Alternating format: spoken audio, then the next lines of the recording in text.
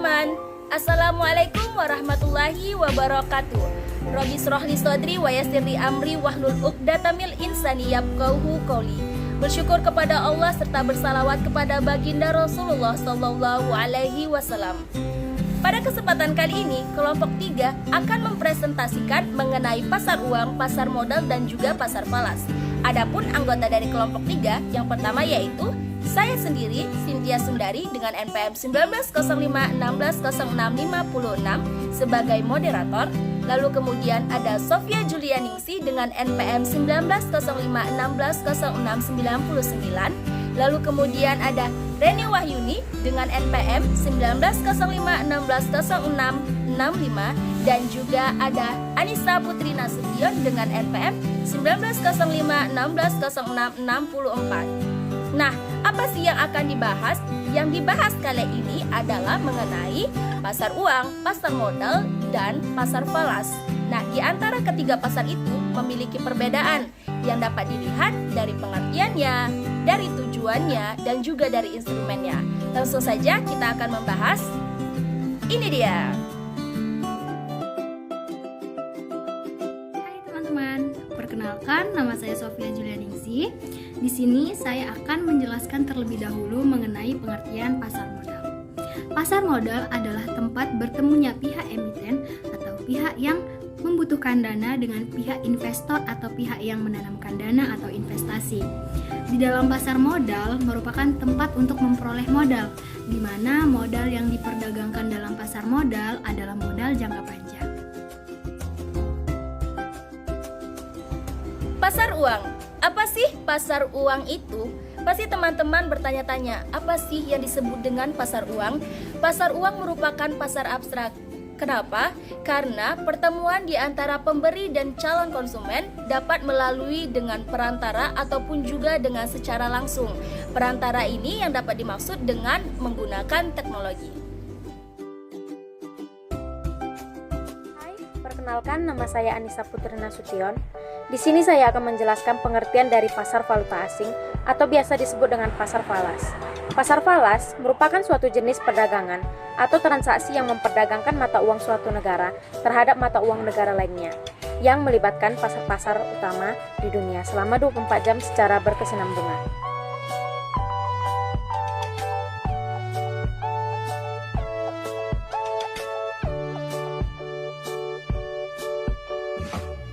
Instrumen dalam pasar modal ada dua, yaitu saham dan obligasi. Saham dapat ditinjau dari beberapa segi, yaitu yang pertama ada ditinjau dari segi peralihan. Ada dua, yaitu saham atas unjuk dan saham atas nama. Saham atas unjuk adalah saham yang di dalamnya tidak tertulis nama pemilik saham, dan ketika ingin dialihkan itu lebih mudah.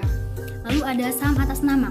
Saham atas nama adalah saham yang di dalamnya sudah tertulis nama pemilik saham, sehingga ketika ingin dialihkan kepada orang lain harus memenuhi prosedur tertentu atau syarat-syarat tertentu. Lalu selanjutnya adalah ditinjau dari segi hak tagih. Yang pertama itu ada saham biasa dan yang kedua ada saham preferen.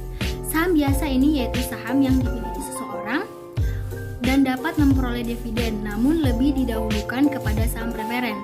Begitu pula dengan harta juga lebih didahulukan ketika perusahaan dilikuidasi.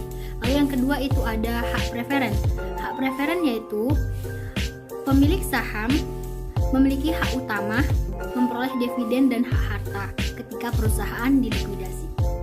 Lalu instrumen yang kedua yaitu ada obligasi.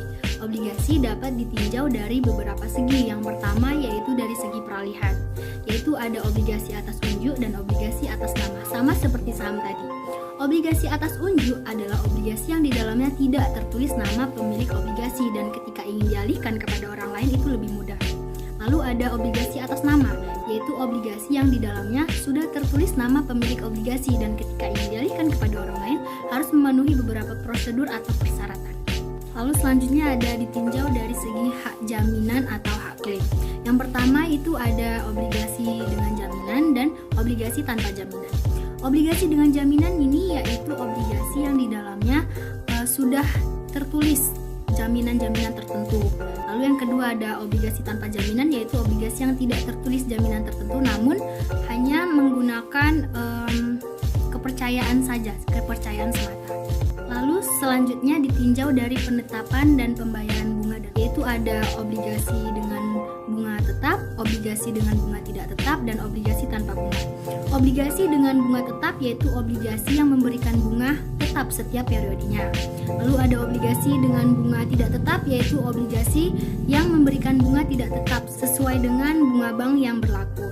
Lalu yang terakhir ada obligasi tanpa bunga yaitu obligasi yang tidak memberikan bunga kepada pemegangnya.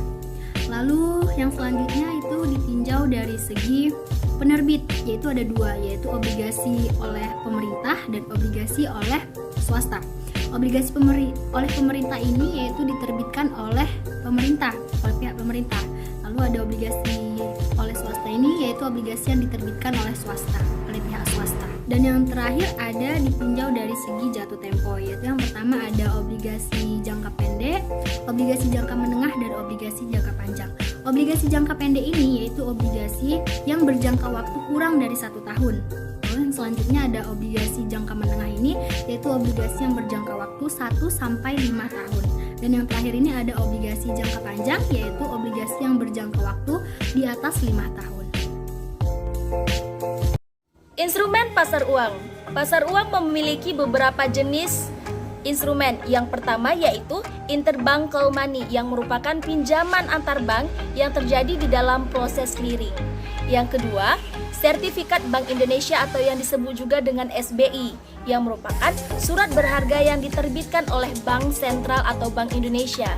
Yang ketiga ada yang disebut dengan sertifikat deposito yang merupakan alternatif utama bagi pihak perbankan untuk kebutuhan dana jangka pendeknya. Dan yang keempat, ada yang disebut dengan surat berharga pasar uang atau SBPU. Surat berharga ini telah diterbitkan Bank Indonesia sejak tahun 1985. Lalu kemudian yang kelima, ada yang disebut dengan Bankers Expectance yang merupakan wesel bank yang diberikan cap exit yang diperjualbelikan di pasar uang sebagai salah satu sumber dana. Lalu kemudian ada yang disebut dengan commercial paper. Ada juga treasury bills, repurchase agreement, dan foreign exchange market. Perbedaan saham dan obligasi. Saham adalah bentuk kepemilikan individu atas suatu aset perusahaan berupa dokumen atau surat saham. Orang yang memiliki surat saham berhak mendapatkan keuntungan atas perusahaan tersebut sebesar surat saham yang dimiliki. Sedangkan obligasi adalah surat yang dikeluarkan oleh pemerintah atau perusahaan lengkap dengan bunga dan informasi jatuh tempo pembayaran. Obligasi ini merupakan surat yang dikeluarkan untuk peminjaman dana. Tujuan pasar uang. Pasar uang tentunya memiliki tujuan sama halnya dengan pasar modal dan juga dengan pasar falas. Tujuan dari pasar uang adalah untuk memenuhi kebutuhan jangka pendek, seperti membayar utang piutang jangka pendek yang akan jatuh tempo. Lalu kemudian untuk memenuhi likuidasi dan juga untuk memenuhi modal kerja. Di dalam berbisnis tentunya kita memiliki modal kerja yang akan kita butuhkan, baik pengeluaran besar dan pengeluaran kecil. Oleh karena itu, itulah yang termasuk dengan tujuan pasar uang.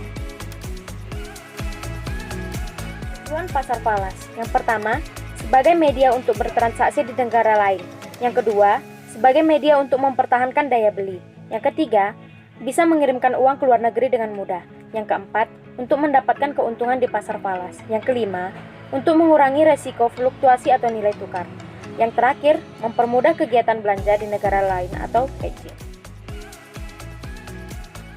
Hai, saya Reni Wahyuni. Di sini saya akan menjelaskan tentang pemain pasar modal. Dalam melakukan transaksi jual beli baik saham maupun obligasi di pasar modal, diperlukan penjual dan pembeli. Penjual dan pembeli di sini kita sebut sebagai pemain dalam transaksi di pasar modal. Para pemain terdiri dari pemain utama dan lembaga penunjang yang bertugas melayani kebutuhan dan kelancaran pemain utama. Pelaku pasar uang. Pelaku pasar keuangan adalah pihak-pihak yang membutuhkan dana atau modal maupun pihak-pihak yang menanamkan dana atau investasi dalam pasar uang. Dalam pasar uang terdapat 3 pelaku lembaga utama, yaitu yang pertama adalah otoritas moneter, yang kedua lembaga keuangan, dan yang ketiga adalah masyarakat. Prosedur emisi pasar modal. Prosedur emisi pasar modal memiliki tahapan-tahapan. Yang pertama, tahapan persiapan. Tahapan persiapan adalah tahap pertama bagi yang hendak mencari modal di pasar modal dengan melakukan rapat umum pemegang saham atau yang disebut dengan RUPS. Yang kedua, penyampaian letter of intent, yang artinya hasil rapat yang telah disetujui oleh RUPS diserahkan atau dituangkan dalam surat, kemudian diajukan ke Bapebam untuk sebagai wujud hendak menerbitkan efek di pasar modal.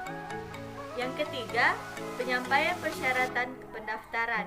Yang keempat, evaluasi oleh Bapebam. Dan yang terakhir, mendengar pendapat terbuka. Aktivitas pasar perdana dalam pasar modal. Wadah penjualan efek suatu sertifikat lain yang diterbitkan langsung oleh emiten. Dan aktivitas pembelian dalam pasar ini hanya diberi waktu yang sangat terbatas, yakni sekitar 90 hari sejak Bapebam memberikan izin emisi resmi kepada emiten terkait. Adapun aktivitas dalam pasar perdana yaitu yang pertama, pengumuman dan pendistribusian prospektus, yang dimana calon pembeli harus mengetahui kehendak emiten dan mempelajari tawaran-tawaran dari pihak emiten. Yang kedua, masa penawaran. Yang ketiga, masa penjatahan. Masa penjatahan dilakukan apabila jumlah yang dipesan oleh investor melebihi jumlah yang disediakan emiten. Yang keempat, masa pengendalian. Masa pengendalian ini apabila jumlah yang dipesan tidak sesuai, maka emiten harus mengembalikan dana. Yang kelima, penyerahan efek. Yang keenam, pencatatan efek di bursa. Setelah semua proses di atas dilakukan, maka hitunglah saatnya efek dicatat di bursa efek. Dan yang terakhir, pasar sekunder. Pasar sekunder dimulai setelah berakhirnya masa pencatatan di pasar perdana. Dalam pasar sekunder, perdagangan efek terjadi antara pemegang saham dengan calon pemegang saham. Pemagaran resiko atau hedging pasar falas. Pemagaran resiko atau hedging digunakan untuk mengantisipasi pengamanan secara aktiva yang dimiliki perusahaan bila mana nilai uang domestik lebih rendah di pasar valuta asing. Berikut penjelasan materi mengenai perbedaan pasar modal, pasar uang, dan pasar falas yang telah disampaikan oleh kelompok 3. Semoga teman-teman dapat mengerti dan dapat memahaminya, dan semoga ilmu yang diberikan dapat bermanfaat bagi kita semua. Saya mewakili kelompok 3 sebagai moderator mengakhiri presentasi kali ini dengan ucapan terima kasih kepada teman-teman sekalian dan mohon maaf apabila ada kesalahan dalam penyampaian. Kepada Allah kami mohon ampun. Kami akhiri dengan Assalamualaikum warahmatullahi wabarakatuh. Selamat berjumpa kembali.